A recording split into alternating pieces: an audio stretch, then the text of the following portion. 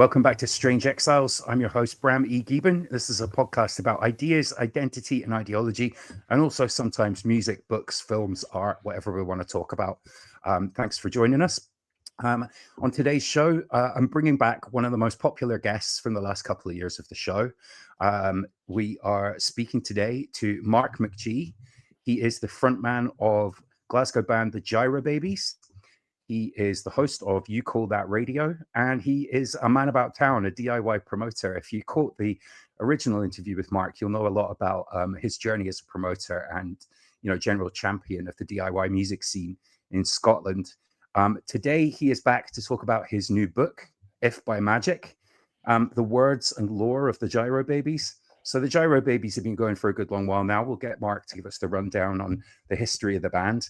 And this is a brilliant wee book. It's got some lyrics and poetry from the band going across their entire history, and also some anecdotes from their long history of touring, putting on shows, and generally causing it in the Scottish scene. So it's a great pleasure to welcome back a good friend of mine and of the pod, MarkMcG. How you doing, Mark? I'm good, mate. I'm good. Thanks for having me back. No, brilliant to see you. Brilliant to see you. So since we last spoke, you've moved away from Glasgow and you're now living in a very beautiful and remote but secret location. Is that correct? Yes, it is. I think. Wait, do you know roughly when we last spoke? When was that? Oh gosh, I think we're going back a bit. I think it was several episodes ago. Yeah, because the new album still wasn't it. I don't think. Yeah, I think I was talking about the album. I think you'd maybe heard it, but I don't think it had a general release yet. So yeah, we did the album Dreams Are Mental, and we toured the album, and I moved house a couple of times, and just the I suppose the chaos of festival season and moving around and stuff like that. I was like doing things like a little bit. I wouldn't say couch surfing, maybe not couch surfing, but I was doing things like pet sitting. And staying at friends' houses, just well, till I figured out my final next move. And at one point, I stayed in a caravan. Shouts to Kim and Basil, and it was a storm. It had no electric. It was a 90-minute walk to the nearest shop, and I liked it. And I think that just shows that I was a bit burnt out.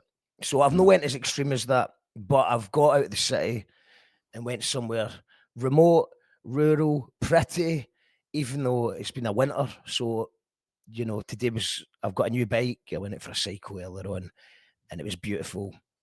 And then it was blowing a hoolie on the way back. So I use words like blowing a hoolie now. I use phrases like that. So I've changed a lot's changed. Yeah, so I mean, you talked about burnout there. I mean, when did the Girobabies kick off? Like, how long have you been knocking your pan and doing this band thing? We don't know. See, to be honest, the truth is we don't know, because we had a 10-year anniversary at Ivory Blacks where we first played our first ever gig. That was right before lockdown, right before all that stuff. That was December 2019. So back then we said it was we'd been about for 10 years. But then, shouts to Martin, my old bassist, he found a flyer saying that we played in 2008. But we'd already sold all the tickets, so we just went with 10 years. But it was actually 11 years. So for the purpose of the book, it's called The Lore from 2008 to If by Magic, the words and lore of the Girobabies, 2008 to 2025. So we think 2008, probably 2000. Yeah, I think 2009 was maybe the first gig. I don't know. Answer is I don't know. Lost in the mist of time. I think yes, but it's roughly what we're talking about that time. We can say that we were playing gigs in 2009. So I think that's when the real work starts, because at the beginning we didn't really know. Well, for a while we didn't know what we were doing, but we hadn't even played a live gig. We were just jamming songs. So yeah, I would say the question is knocking your pan in. I think it was probably a few years after that, because it was fun at the beginning, just fun. Yeah, and I mean, like, people who've listened to the first interview we did will know a little bit about the history of the band, but there have been some real high points You know, firstly, in terms of you being a DIY promoter and making opportunities for your band. And that, you know, I guess like a couple of the big high peaks there were shows at the Barrowlands. You can see here I'm wearing a Giroland t-shirt. So for anyone listening overseas, the Barrowlands is like one of the biggest, most world famous venues in Glasgow. So yeah, that was quite recently, wasn't it? Your last Barrowland show, and that was launching the album Dreams Are Mental. So yeah, how does it feel to look back on a career that spans, you know, over a decade and includes such highlights like that? Okay, it's the highs, the lows of the gyros. You know, it's there's extreme highs, there's extreme lows, and yeah, well, the last gigs. So obviously we've got the book launch gigs in the next couple of weeks. So Saltcoats is sold out. Shouts to Ayrshire. I jokingly said thank you to Ayrshire for all the support in the local paper last week, but the local paper and the people of Ayrshire have sold it. So shouts to them. And we'll get Glasgow next week. So I don't know when this goes out, but if you're about Saturday the 31st, we're doing a book launch. And then the big one's March the 28th. So that's the big full art school gig. So I probably have we maybe do it again once that's over. So I don't know, what is it like? It's looking at a weird dream. It's incredible the amount of stuff that just those daft drunk jams turned into a career, and then from the band that opened up, you know, very quickly I realized that I might as well just put the gigs on myself, and from that the everything came from behind that, you know, from booking festivals to you know, doing the podcast, you know, doing You Call It Radio, everything came from the band. So it's going to be sad to not do that anymore. But as you said, the highs, the lows, it's too much. My battery's dead, and I still want to work within music. I still want to create opportunities, but I feel like, you know, I'm at the age now where the footballers are retiring because they're too old. And I wouldn't say I'm retiring. It's just I think I quite fancy my middle-aged avatar to be an author, and I might be wrong, and I might start a new band or something. I don't know, but right now it's just I would like to have no highs or lows, just like kind of a bit of a lull, or something more positive than a lull, one above lull, but just, you know, where less stuff happens all the time. Yeah. I mean, it's funny, isn't it? Like you get to middle age, you know, I'm 45 now, and there definitely was a point where I hit 40 and I was just like, you can't keep this up. Like you need to have more stability. You need to think about your health. And it's not really compatible with a lot of the stuff that I used to do when I was in my 20s and 30s. And it's this weird thing for me whereby you don't want to give up doing anything that gives you pleasure. But weirdly, when you do give some stuff up and you're on the other side of it, you realize that the benefits of not doing it actually outweigh some of the benefits of doing it. Are you kind of finding that yourself? Yeah. Well, first of all, I've definitely not chosen the stability option, just to Mm, clarify. So I've not got this the stability blanket on yet. Maybe I will this year. Who knows? But I would say definitely health. I think that the band is bad for my health. I would say just try to be as honest as I can. I don't think it's great, and I don't think it's the music. I don't think it's the creation of music. That's still where the magic happens. I think I still enjoy some gigs, not all, but I feel, I think the health is. I think the problem is that when you've been in a band this long. This is me talking about the first time, by the way. So I've still not really thought about it too much. I've just decided the gut feel when I stop, just do a big gig and leave in a high, because I had the opportunity to leave in a high before and I hung around for too long. So I was like, I need to make another good album and then leave in a high. So it's always kind of been in the back of my mind to make a good album. And there's no point making an album and not promoting it. And we played loads of gigs up and down the country last year. So it feels like, we're relevant again in an underground sense. We did some good gigs. Let's go out in a high. And I think it's not about the music, because like I said, I could start a new band. It's not like I'm against doing that. I think it's when there's pressure on outdoing yourself, if that makes sense. So you've played the Barra once, you play the Barras, you want to play it again. So we were lucky to play it a few times. This year we did it in honour of Soapy as well. And it was great for people like Mark and Jenny in the band who've never played the Barras before to get that buzzing. You can see how buzzing they are off it. But this year they'll be wanting to play Barras again as well.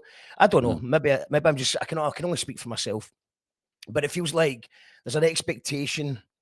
I feel like sometimes I maybe wrote songs for certain people that come to our gigs as well. Like, I think in the background you can see that it's playing on mute. The album's playing on mute. But there's a Fancy Man's came on in the background. That was just a kind of fun, daft song that I thought was important to have. It's a nod to the older stuff. And yeah, it feels like it almost feels like I'm following a formula of a random formula, but a formula nonetheless. And I'm quite excited by the fact of taking a year out and then starting something new and playing to 10 people again and building it up natural again, because I feel like we've been a band for so long. There's some people like the really early stuff, some people like the mid-term stuff, and some people like the new stuff. But it just feels like there's a lot of people to make happy.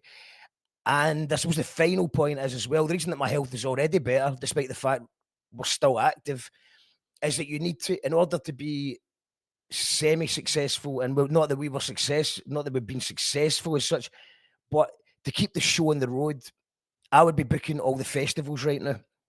You've got to think like a year ahead. If you want to play festivals, if you want to go on tour, you've got to think about a year ahead. And that's quite a lot of commitment, and it feels like almost like there's no free will left. It feels like all my summers are booked. I didn't get any. I don't think I went to a random barbecue in many years when it's a sunny day and you can just do something, because my days are all gone. I'm going to be somewhere else, and if I've got a day off, it usually means I've got a gig the next day, and I need to stay safe, be in the house. And yeah, it just feels like, where is free will, and why am I doing this? Is it a ride that I can just get off? And the answer is yeah. I'm just wanting to have a break for that.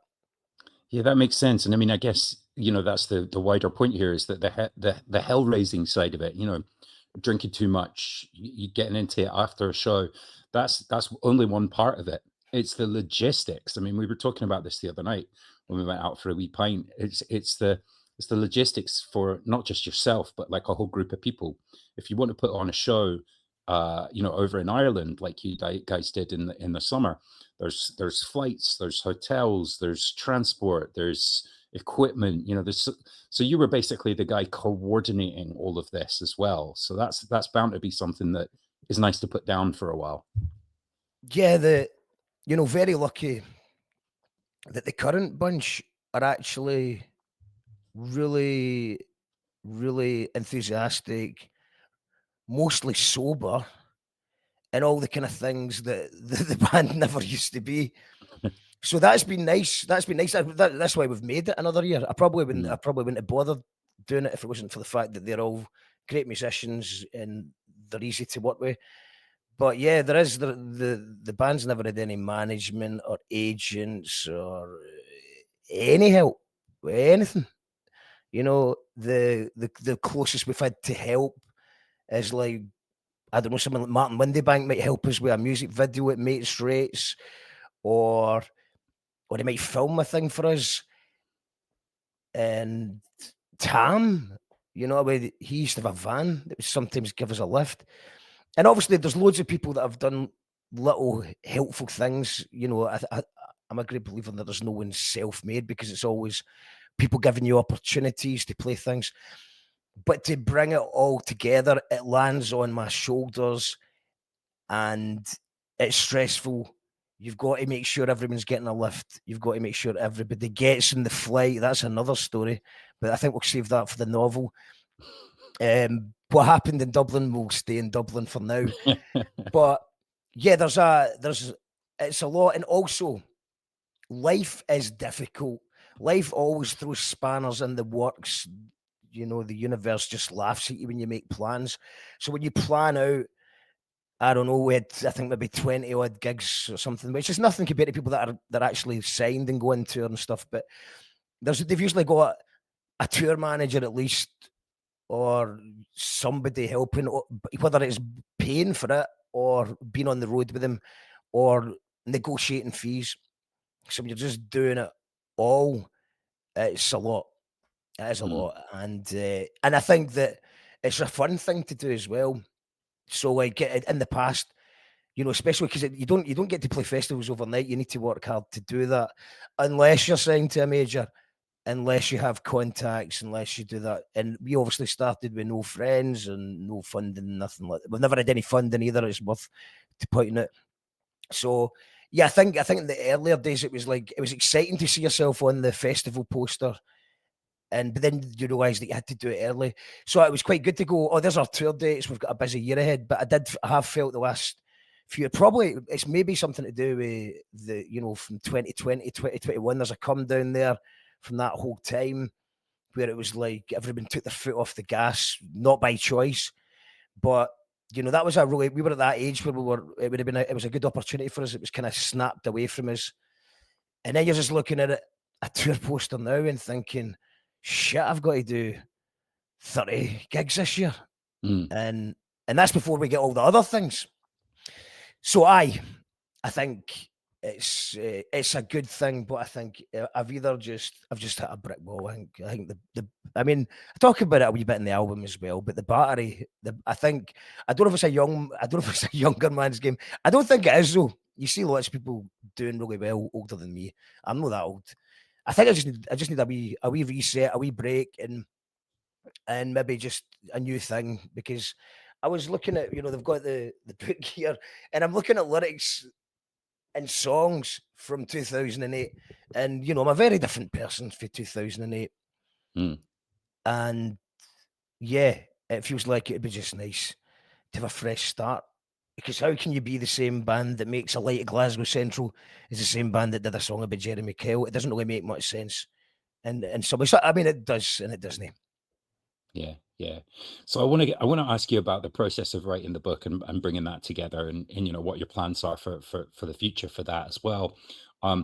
We covered this a little bit in our first conversation, but you know, one of the reviews that I think is quoted on the book, but if not, it's certainly one that, you know, I've seen in a few of your press releases.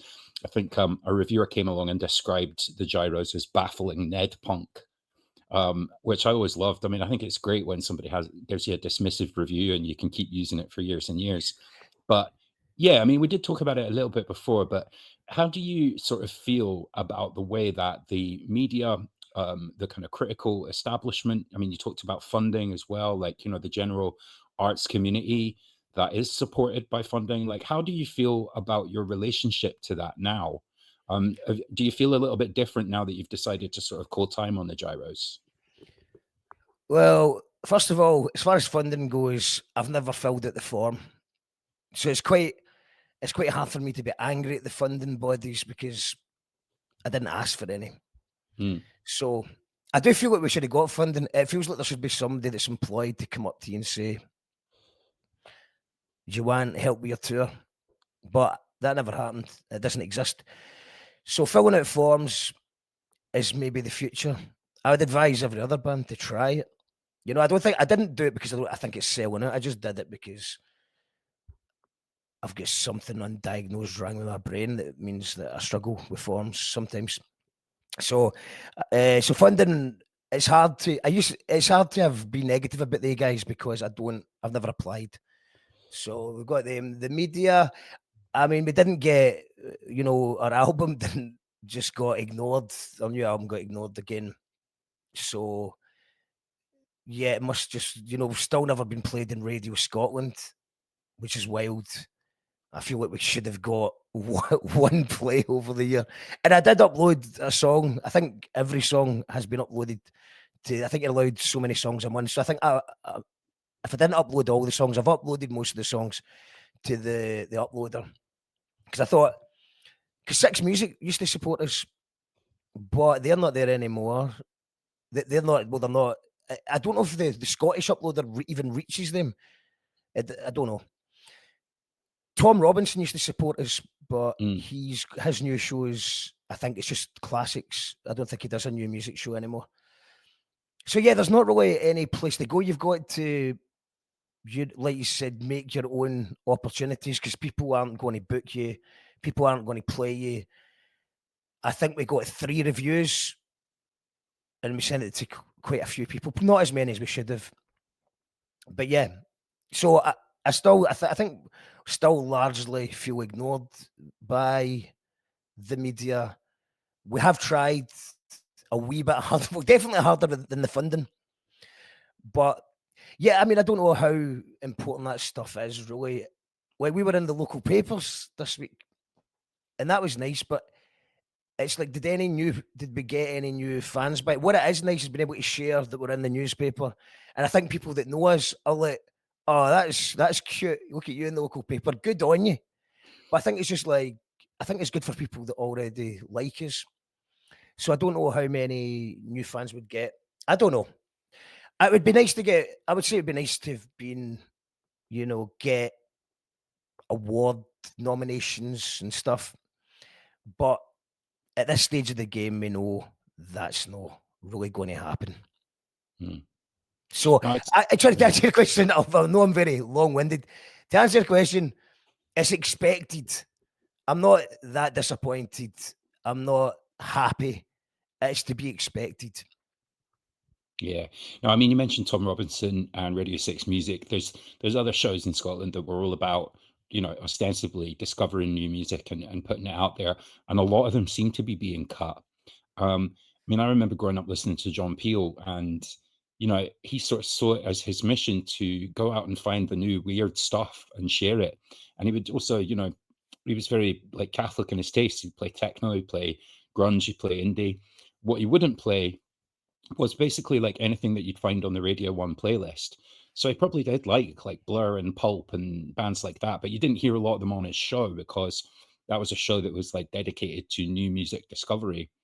I kind of strongly feel that there should be people in public service broadcasting, like BBC especially, whose job it is to go out and find new, strange, weird, underground, and specifically like working class music, because without that, everything tends to get quite generic quite fast.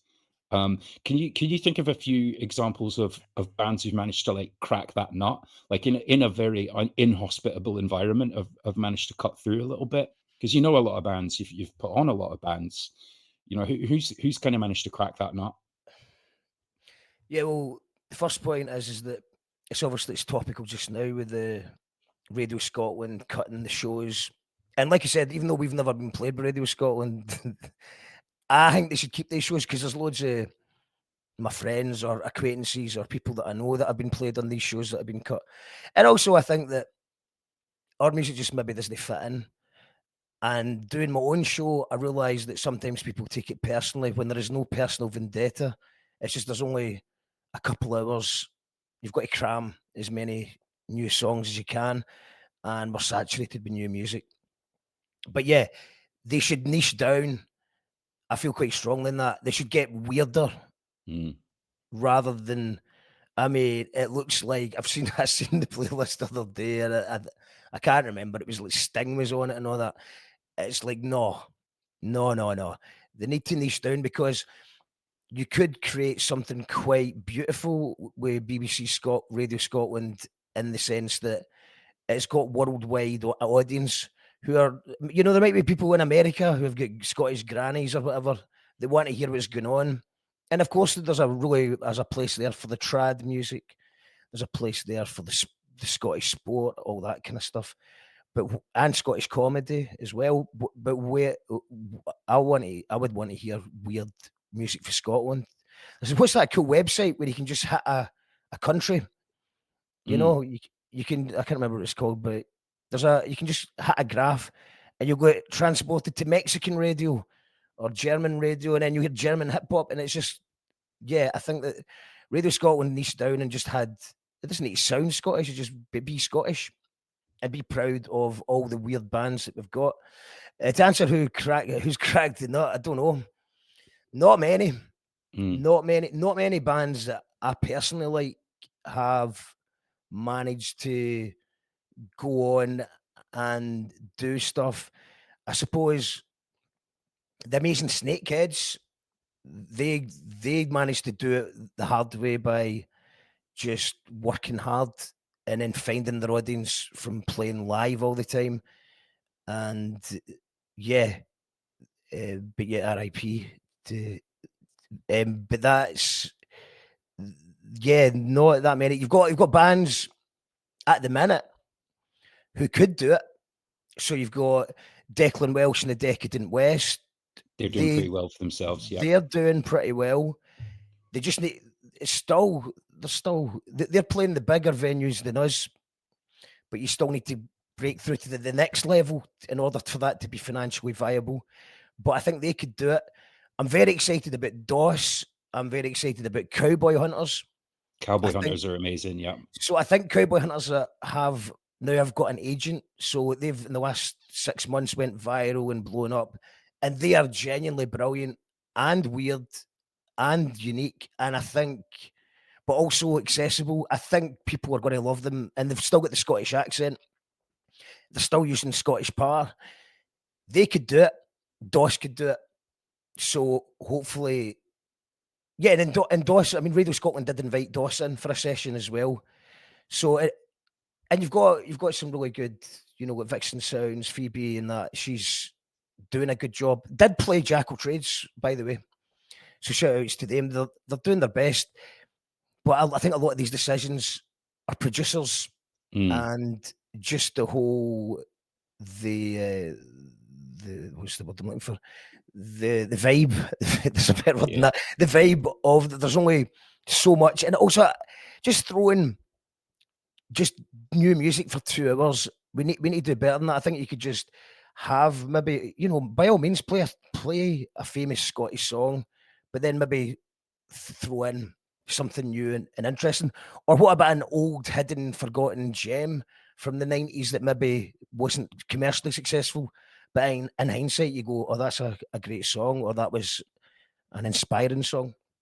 Yeah, no, I think you're right. I think like it's an inhospitable environment rather than like people sort of like cock blocking bands they don't like. It's not, that's not what's happening. It's just that we're in a place culturally where pop music is sort of in the ascendant. There's a lot of good pop music being made, and singer songwriters are big, and that's kind of what they're looking for. They're looking for more of the same, not looking for the new weird stuff. But yeah, I agree as well that there are bands that I could see going, light years beyond where they are now. I'd definitely put DOS and Cowboy Hunters in there, maybe Mickey Nines as well. I think they're an excellent band. Place called Prom Queen. Like we swim in waters, as people that make music in Scotland and do gigs, we swim in waters among some very talented people. And I think, from our perspective of being in that pond, that very busy pond, it can just feel strange where your mate's band are amazing, but you don't know like where to push them towards to get them to the next phase or how to help them. And it really is, it's almost like there's an element of chance to a band like DOS or Cowboy Hunters going viral. Like obviously there's a lot of hard work that goes on behind the scenes, but you just don't know what that alchemy is of cracking the algorithm. So it is very challenging. It's very challenging. And I think, Post Called Prom Queen, they get played in Radio Scotland as well. So, and obviously Lily's brilliant, Gordon's brilliant. So I think it's, but I suppose then Mickey Nines as well. Mickey Nines, I'm sure, have been played. I don't know, but I'm pretty sure they've been supported in the past from the sort of media. But yeah, I suppose, Mickey Nines worked really hard. They've been doing an album a year for the last few years, and they've been touring a lot. And they've got side projects. Shuggy Mungo's coming soon. I just did the song with Shuggy Mungo, which is his side project. But yeah, then you've got. Do you feel like it's like because to actually go for it and do the touring properly, I think you do need a bit of age on your side. Yeah, I think it's we're at the age where you need to choose smacker yoga, and you either need to find a way to tour completely sober, or find a way to get into yoga and meditation. Yeah, yoga and meditation, or just go the opposite way and become MarkMcG Smith or someone similar.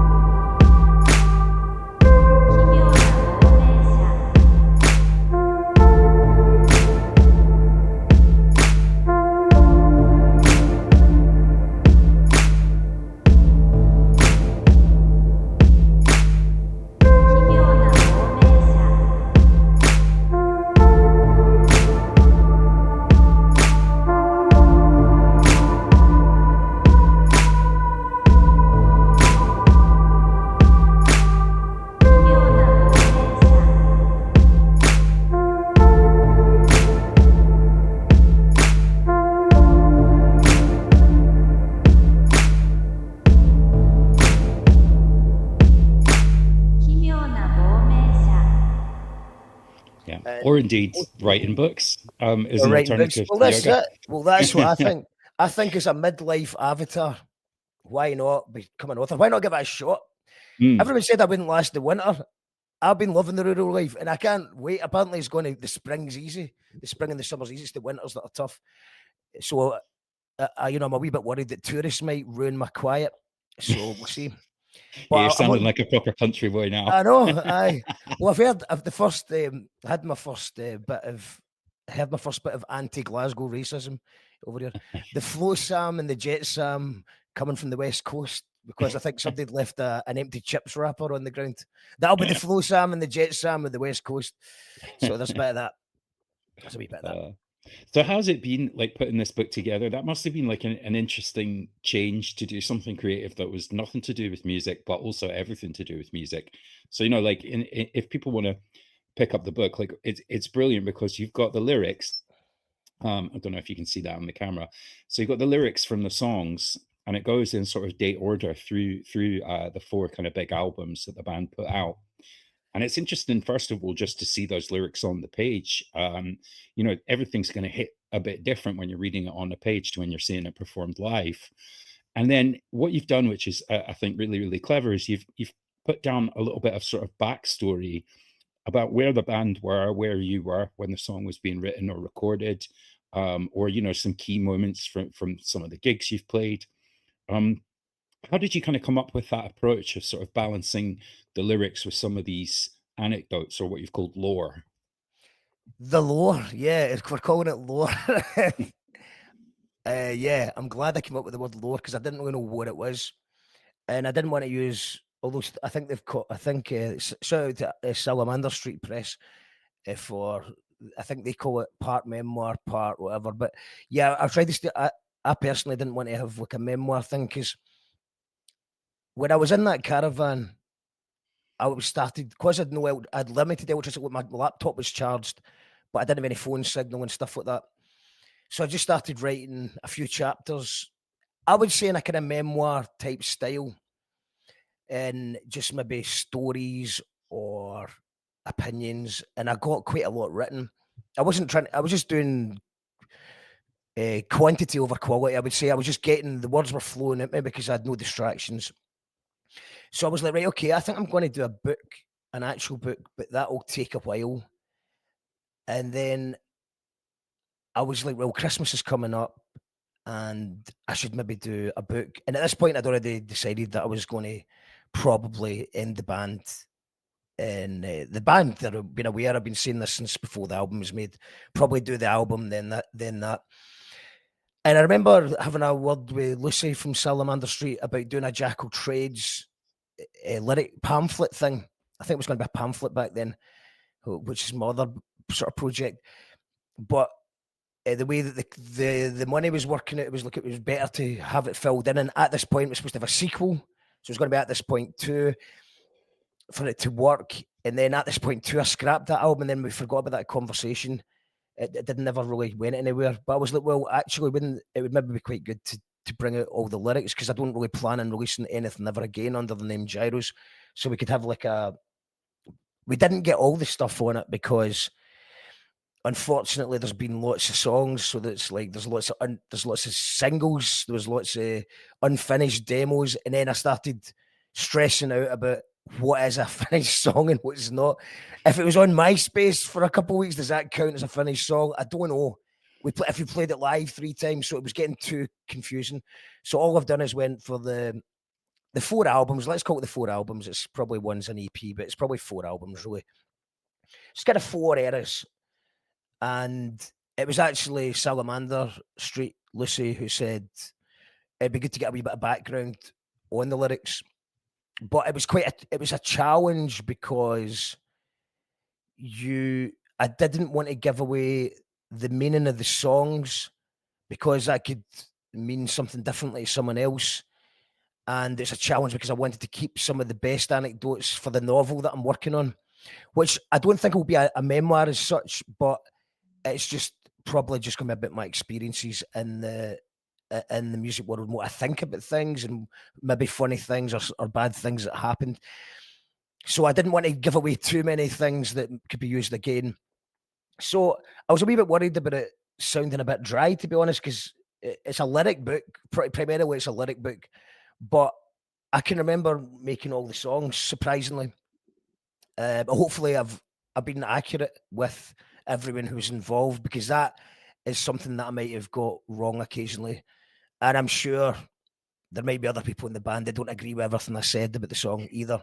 You know, we all have, when you go back 10 years, there might be slightly different versions of the truth. So it was just it's all down to a conversation that happened years ago about a Jackal Trades pamphlet. Then we thought, let's make it a paperback book. Lucy encouraged me to write some backstory to it. So I thought it was going to be an easy copy and paste job. That wasn't. It was quite a lot of work. And also, as you already know yourself, it's a conversation but maybe the listeners won't. It's a problem, especially when you use Scottish dialect and stuff. There's no right or wrong way to write certain things. And even if you take dialect out of the situation, because obviously we're taught not to use it at school, and we're taught to be ashamed of these words that sometimes I will use. But also, if you take that aside, you know yourself as a brilliant writer, Bram. If you already don't know, with texture and all your other writings, it's like there's a lot of the time you're using double meanings. So it might be a word that can mean 2 things. It's 2 different spellings. So you're just sitting with hyphen. You know, you've got 2 of the words, and you're like, what one works? So the way I got around that was going for the one that maybe people didn't expect, so they could fill in the blanks. But there is no right or wrong way to do that. How to spell certain things, and then you don't want to break down an entire word as well. So that was a lot more stressful than I thought it would be, because I don't know how it's supposed to look written down. I wrote it. It was meant to be delivered live, but nobody understands what I was saying live anyway, with a big loud drummer and guitarist and bass behind me. It was too fast. It was too Scottish. And I think people were just guessing the words. So it's good for people to finally get some subtitles for whatever the fuck I was talking about. Yeah, nice. I think what I struggle with, because I similarly sort of all the poetry that I've written was written for a band for the most part, or for poetry slams, and it was definitely meant to be performed live. So when you write it down, where the fuck do you put the line breaks? Like, how is it meant to look on a page? It's a very, very different kettle of fish to like a formal approach to poetry, where you've got like a structure you can follow, or an established form that you're trying to hit. And when you add to the mix the idea of like Scots dialect, you're quite right. Like it's there's no set way of doing it. It's a spoken language. How do you spell heed? Is that double E or is that EI? What did you go for with heed? I personally like EI with heed. Yeah, I like EI. But the way that it's actually interesting. I wonder but I've noticed that in social media, maybe since run about independence referendum, the people seem to speak in Scots a bit more. And it's funny because there's other people that go, you're writing in your own accent, like usually English people, to be fair. They're against writing in your own accent. But I love it. I love it. I see Irish people writing their accent. I love it. Yeah. But I don't think people like being locked out of a conversation, a code that they can't handle. But yeah, you've got the spellings, and you've also got, if this is a song, then it's got a lot of these songs will have choruses that are maybe said twice. So you're like, am I going to write a chorus out twice? And then sometimes you do, sometimes you don't bother. But I think sometimes a chorus is just there for the audience. And sometimes when I'm looking at it, I'm going, that chorus it's already did it, but I'm not going to write another chorus out again. And then you've got things like there might be a word that's repeated. There's no need for you to repeat a word on a bit of paper. But then sometimes there is, I don't know, I can't think of an example, but the word might be no, no, no, no, no. And sometimes just having loads of no's is enough for a written sometimes it's really good. It adds to the fact that you're saying no. But you're just really, it was a lot more difficult than I thought. I was, if I'm being honest, I just thought I was doing a copy and paste job, and it was more than that. Yeah. So you talked a little bit earlier about sort of revisit, being a different person than the person you were when you wrote some of those lyrics. Girobabies have always talked about, topics that are directly related to class. I'd say at times you've been an explicitly political band. What was it like sort of revisiting the class consciousness and the politics of your earlier selves? Was that interesting? Was it uncomfortable? No, I mean, there was only maybe one or two things that I was like, I want to say that now. Or like, there was a couple of things that I was like, there was one thing we had to change. One thing was changed. I'm not going to tell anyone what it was because you'll figure it out. It's not actually that bad either. It's not that bad. It was just that it was getting looked at by a couple of shouts to Dr. Normal had a look at it, and Lucy had a look at it. So she was coming from a London perspective, who's fully aware of the Scottish language, but sometimes she would say she visits Scotland often. She knows Scotland well, and she's just like, is that dialect or is that a spelling mistake? So we'd have that. But yeah, for the politics, I think that the politics never changed. The class consciousness, the social commentary's always been there. Sometimes it's more overt than others. Sometimes it's more funny. Sometimes it's serious. But yeah, I was aware a lot of it is quite political, and it doesn't always get through when you add a nice melody to it, or in some cases a brutal melody that isn't even a melody. I think we got Shout Still Jock Radio, one of the few people that did give us a review, and he said I like Mark's vocals because he only knows four chords or something, or whatever it was. And I think that was him being, very nice about that, because there's not a great deal of singing. You can do the singing, but I always found that if it took me too long to nail a take, then I feel it's a wee bit inauthentic. And I also know that I would have to do it live.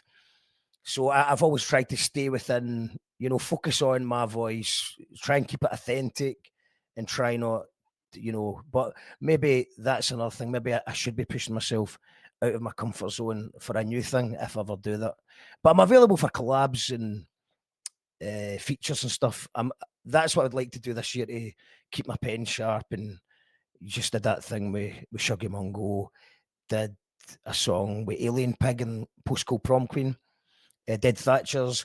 So I'm still doing stuff this year. I'm not completely going away. It's just having a break from the circus that is planning a thing a year and a half ahead. I'm not quite ready for that. Apart from the book, I suppose I'm planning for a book in a year and a half, but at this stage it's still fun. It's new to me.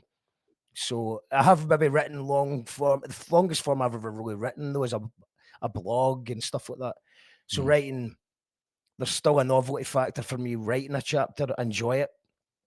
We'll come back to me when I'm doing the editing process, though, because I should probably have a better and more conclusive plan in place than just writing what I want and then dealing with it in the summer. But that's what I'm doing. I think that's quite a good approach. Like first draft, you don't think about it too much. Second draft, you agonize. There's also the advice: write drunk, edit sober. No, so you're describing this as a novel, this next book, but you also said it's going to sort of reflect on some of your experiences in the music industry. Are you going to take the approach of sort of fictionalizing things, changing the names, or is it going to be more direct but sort of turned into a narrative? Like, do you have a through line for it? And I guess the question is, like, is it a novel or is it a book about the music industry, or is it a bit of both? I'm making a list of all my enemies and my grudges, and I'm going to settle scores. No, I don't know. I'm always joking. I don't know. I'm just writing, man. I'm just writing. So I would like it to be a bit of both. But maybe I'm not even sure what will be if it's going to be completely fiction or completely non-fiction yet. I don't actually know. I might turn into 2 books. It could potentially turn into no books. I don't know. But I quite like the idea of just doing it. I feel like I've got a book in me. I feel like I'm in good form for it. Just staying away from the rock and roll industry for a bit and just writing what I know and what I think and I've actually got, once I can I need to fix one of my old laptops because I actually started doing this many years ago. So I've got chapters I wrote when I was really young as well. So it'd be interesting to kind of get them together as well. But yeah, I think probably because of the name of this book's The Words and Lore of the Girobabies, I feel like I need to write something that's like it's going to be a wee bit different. So people, I already did the book, especially people that didn't buy the first one, this one. They've did he not just do this last year? He's at it. Or people might think that they've already bought the book, but it's a different thing. So I think it's my plan just now is just taking my experiences, writing down, I've got some funny anecdotes, I've got some sad ones that I don't even know if I want to put out there or not. And then just putting it all together and seeing what I've got. But when I say that the writing, from living I was only there for about a week or so in the caravan, the words were flowing. Then moving house took it at me. And then I think I had 7 more festivals plus an Irish tour. And then it was Christmas and it was New Year. And then it's January. So I've not been as consistent since then. I've managed to get another couple out since then, but I think I go about 10 chapters in about a week and no idea what the quality is. And I think I've done about 3 since. So, but that's because I've taken on, because I didn't really, the book, I finished the book as well, to be fair. So I've finished this book. So I have been busy and I've been doing other things. We're doing the podcast, we're doing the collaborations, and I can actually exclusively reveal that there's a Gyro's B-side album that will hopefully be ready for the last gig as well. So that's taken a little bit of work to find all the lost songs, and then also potentially there's a couple of songs that were never recorded that I might just get done in time. I might not though. Yeah. So you mentioned the show. We've got a little bit of time left to talk about that. So you call that radio? Is I guess like a crazy mixture of podcast, sort of like direct to camera, sort of news based stuff that you've been doing recently. You took it on tour to Mexico and were speaking to people that you met out there. I mean, I started my podcast around about the same time as the pandemic, and for me, it was like a way of sort of reaching out to people and making some new connections and having some interesting chats. Has your vision for what you call that radio to be changed as well, or is it still sort of on rails, or like what's your vision for that over the next few years? Yeah, I don't know. I really like it, and if I could probably just double the amount of patrons I've got, I could just do it full time and work on my book. So I would like it to continue to do it. And yeah, I think I'll keep the kind of live stream interview side of things going indefinitely. But yeah, maybe some more face-to-face meetings, which is difficult when you've just moved to the middle of nowhere. But yeah, maybe some more face-to-face meetings. Maybe I could head into the city for a couple of days and just book out some interviews, because obviously when you do things live, there is no option to edit. You could have streaming issues, so it's not as smooth. It doesn't look as good as you would like it to. But I think there's a live element that people enjoy for that kind of thing. And yeah, I think depending on the guest, sometimes it'll be live, sometimes it won't be. But yeah, I have been maybe the last year or two. It was called "This Is the News" we were doing, and that seemed to be being a lot more popular. I mean, I don't know how. Well, what I do is I take maybe like 10 minutes to talk about something that's happening in the news. Seems to work well when it's in the niche that I happen to know about, which is interesting. But, say, for example, something happens in the music scene, especially if there's a Scottish element to it, or maybe even political, it seems to work quite well. But yeah, then what I'll do is I'll just maybe take 5 of them. Once I've got 5 of them, then that's an audio podcast special, because some people don't use YouTube. So yeah, I try and put the audio podcasts out from the best ones from the live streams, and then maybe every 5 interviews I do a compilation of the news. So yeah, I suppose the only thing that I've really changed that I tried to do was, instead of calling it "This Is News," I called it "Views by the Sea." So I'm just trying to figure out a way that I can maybe be by the sea while I'm doing it, because it's not always the news, it's sometimes just a view, and that would open up things a wee bit more for me, because then I'm not waiting to react to something that's happening in the news. I can just talk about something. I've got a massive list of things I want to talk about. So yeah, I think just maybe views from the sea, it might be a thing you'll hear more about or not. I don't know.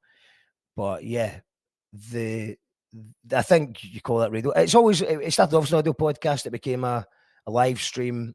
I think you've got to go with the times, and also I'm quite inspired by yourself, Darren, and everybody moving on to Substack, which seems to be popular just now. So maybe even once AI figures out the Scottish accent, maybe I can just take my words from my opinion pieces and just put it on a Substack as well with a link to the video. I don't know.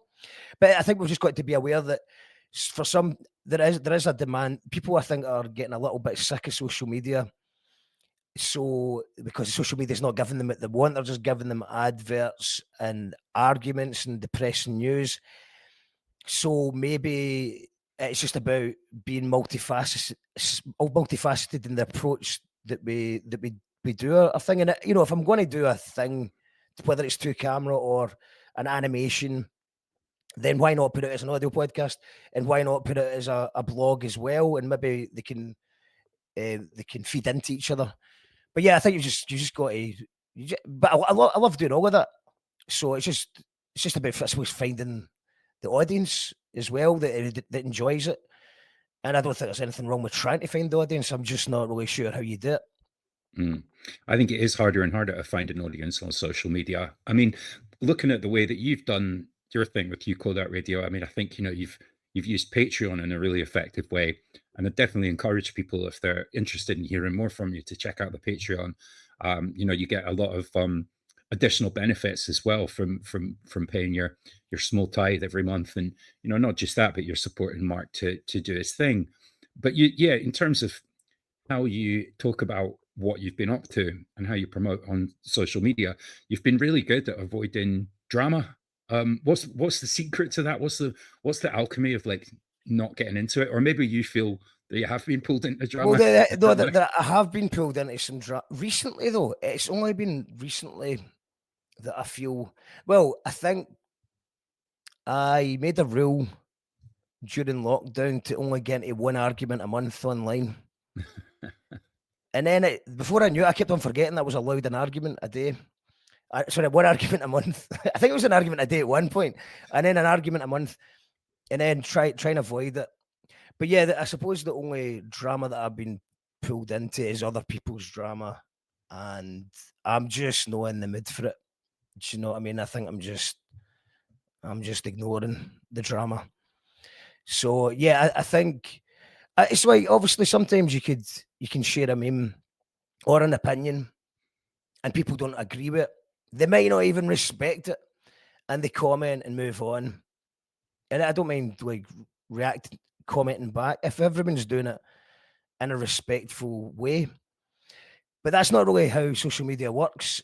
It's you're wrong and the other person's wrong. Very rarely do two people argue on the internet and go, "Oh, that was a good point, actually." That was it. You've made a very good point there. I've changed my mind. And that's what I think everyone strives for, that to happen. And I think I've seen it once, ever. And I think the problem is the way it's set up. So I don't like it because if I've said my piece, then I get a notification that person's came back. I'm out, maybe doing something, and I've got to respond quickly with facts to win an argument to a person I may or may not know.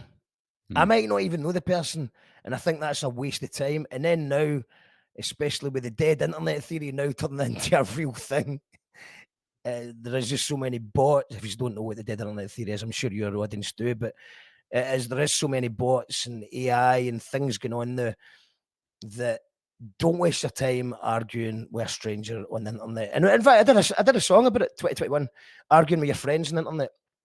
So yeah, don't do it.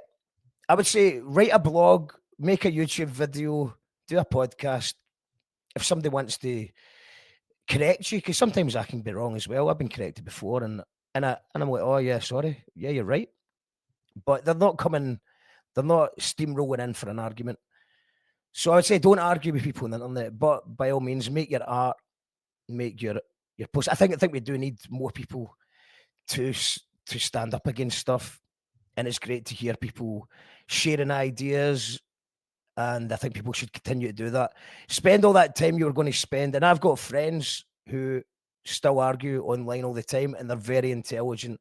They're very articulate. I'd like to see them do something with maybe. And you don't need to put your face online. You can just make a wee avatar and get it out that way. And then if you want to talk in the comments to your audience, that's fine. But don't be pulled in by either bad faith actors or bots or AI. Who knows? Are you arguing with a stranger? Ask yourself, who are you arguing with? And if it's your friend, why not just catch up with them the next time in real life? IRL, as you people call it. IRL, maybe a wee bit more IRL. I'm saying that as I've just left everybody in the real world, but yeah, I'd rather have an argument in real life, because when you meet people in real life, it's the tone is lost. All tone is lost when you're just typing out things. In real life, people are actually quite nice, I find. Yeah, I think you're right. I'm certainly trying to do more IRL. I'm trying my best to do some more. Everyone's so constantly online that we need an actual. We need letters to describe going outside. I went to the shop. I went to the shop. What do you mean, Amazon? No, IRL. I went to get a loaf of bread. IRL. I think, if we can maybe wrap it up, like, things in Scotland are changing. Like, you and I, we were both sort of getting really involved in the public square, whether that's real life or the internet, around about the time of the referendum. I feel like that's when our generation sort of stepped forward and nailed their colours to the mast and picked a team in some cases. We're now in a situation in Scotland that's very different. Recent polls show Reform as the second largest party coming up in the Scottish elections. Do you think that, our day for standing up and representing, our political opinions or our opinions on the economy, do you think that that ship has sailed and it's a younger man's game now? Or do you think that people with platforms, people who are artists, have a duty to sort of get involved and stand up against the rhetoric that's coming from the likes of Reform? Yeah, I think you should. I don't think everyone should, because not everybody's maybe not everybody's. Maybe some people just want to make pop songs about dancing on a Saturday night, and you know what? Good luck to them. But if you're actually pretending to be a political musician or a political artist or talk about politics, then now is a good time to stand up against which is right-wing fascism that's coming over the water from the same people that brought you MAGA are bringing you Farage. And there's a little bit of hope. For the first time, I'm seeing a little bit of hope, and it's been a while since I've seen hope. But I think that Farage, by playing the whole "I'm Donald Trump's pal" for so long, I think that it really helped him in the polls. But the absolute shit show that is the USA just now, and as we're speaking, he's just every day you turn on the news and something else mad has happened. I think that you've got your racist people that vote for reform, but the danger is that all your centrists, but these are usually conservative people who want everything to stay the same because they've got a good job, they've got a nice house.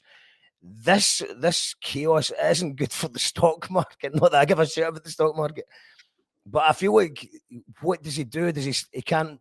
Farage is now in this, and I think that he hopefully peaked, but last year he would have run away with the election, and now he's got to either say that Trump's out of order for trying to invade Greenland, he's out of order for ICE agents. He's got to go against Trump, or he's got to go for him. Or reform. He's got to be reform. And I think that's going to be a wee bit tricky, even for a snaky little weasel like him. I think he's going to struggle with that because Trump is not popular. And even people who were even defending the Venezuela thing a couple of weeks ago, they got rid of a dictator. But I'm like, why did they get rid of the dictator? And it's like, oh, well, it's a good thing anyway. But then they're a wee bit like, well, Greenland, the oil tanker that got taken down, that's pretty close to Scotland.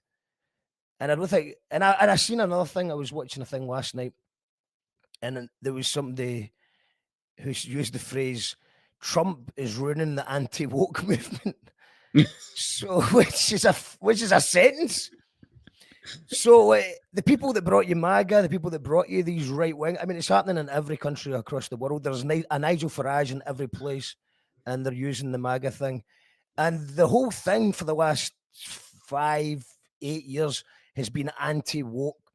And that's where, rather than talk about class politics, they talk about it's always the same things. It's either going to be gender, it's going to be trans. It's going to be they're going to make people upset about something rather than talk about austerity. So, in my opinion, we should be talking about austerity and the fact that billionaires are destroying the world with their greed and making people talk about immigration rather than austerity. And we've been talking about immigration since as long as I can remember, since probably the sort of tail end of New Labour. But it went before that. I was watching a thing the other day talking about that's how Maggie Thatcher got a vote boost, when she started a bit of racist rhetoric to hype the tabloids up. And I can't believe that people are still falling for it.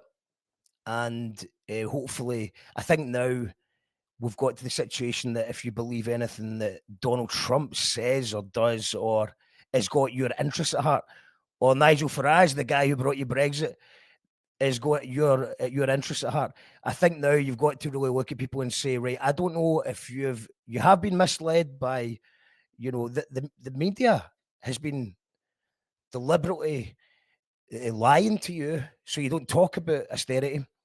But now it's kind of time to kind of say, yeah, I've been duped, or just don't. But if you still support Trump and Farage after everything that you've witnessed, then you're not the smartest, and it must be hard for you to admit that you've been lied to. But it's time to just get over it and do something, because the future's not good. The future's orange. Yeah. So yeah, very bright orange. No, I think you're right. And I mean, it's easy to get complacent in Scotland because Scotland can be quite progressive politically. And I think, it's easy to sort of rest on your laurels and think it couldn't happen here. But it certainly seems like that sort of right wing counter, cultural moment is coming for all of us. So I agree. I think we will have to stand up a wee bit. It'd be interesting to see how things play out in the next few months. And there's going to be racist rappers. There's got to be the racist Scottish rappers. That's wild, isn't it? I've seen a few of them in the I the can wild. see that's going to be interesting. So yeah, I think maybe, and the good thing is that maybe it's maybe a good time for the Scottish hip hop community to stand up against this shit, because they could just write some bars and just deliver the message, because you can't be stealing black culture and then it's ridiculous that anybody would think that way. But yeah, I think that the like I said, although there's a bit of hope, because surely people can see how ridiculous this is. It's been terrifying to watch the last couple of years, because everybody is feeling it. You know, even people that have got good jobs, you know, they're noticing it. They're not going on 2 holidays; they're going on 1 holiday a year. You know, but everybody that's at the lower end, the price of everything has went up ridiculously, and the wages never go up, the costs go up, and we are now at a breaking point where it's. There's just no need for this amount of greed at the top, and you know, it's an old phrase, but it's socialism for the rich, and it's you know, we get brutal capitalism. And but then you've got, like, I mean, Elon Musk, he just walked in a year ago just now, did the Doge thing, took away lots of personal details and billions of contracts, and pays very little back, if anything. And yeah, but people seem to like that, but I don't think that can last forever. But yeah, people are just, it's been scary to watch people just going, oh, it's the immigration that's caused that. But I think maybe the fact that the Republican, what was the Republican Party, has went so, I mean, at the end of the day, let's be honest, why is Trump not released the Epstein files? His old friend Epstein, why is Trump not released the Epstein files? You think he cares about anybody else but himself? So I think that's worth thinking about if you still support Trump. Are you trying to protect Trump? Who's trying to protect? Yeah. I think that might be the turning point, and the fact that he's kidnapping Latin presidents and threatening war with Greenland is a really good distraction technique, because it has really got everyone talking about Greenland. But by the time this comes out, it'll be a new thing. He'll probably bomb another country. But I think maybe just focus on the fact that, you know, the people in charge are right-wing, racist, alleged paedophiles. And do you want to be on that side or not? That's what I'd say. Allegedly. That's brilliant, mate. Listen, that's a great place to leave it. You know, I've always admired the way that you write about politics and class, whether it's you know, in the songs or whether it's in your shows. You know, I think you're a really important voice in Scotland. Thank you for everything you've done to support the DIY local scenes, to support artists. It's really great to see you writing. Definitely recommend that everyone buys the book, If by Magic. You can get it at the Girobabies.bandcamp.com. I believe you can get yourself a wee signed copy. And if you do pop along to the show on the 31st, which is at Slay in Glasgow, I'm sure Mark would be happy to see you and sign your book in person. But yeah, no, honestly, and thank then you if you've so not, much, mate. and one final plug, the 28th of March, a farewell show. So come along to that. It'd be good to see anyone there. Fantastic. So you have been listening to Strange Exiles, a podcast about ideas, identity, and ideology. You can find us on Substack. You can find us on YouTube. Please subscribe if you can. Chuck a few quid our way if you can as well. Everything you do to support us helps us do more stuff and speak to more people and have great conversations like the one we've had with Mark today. Thanks very much for coming on the show, Mark. Anytime, mate.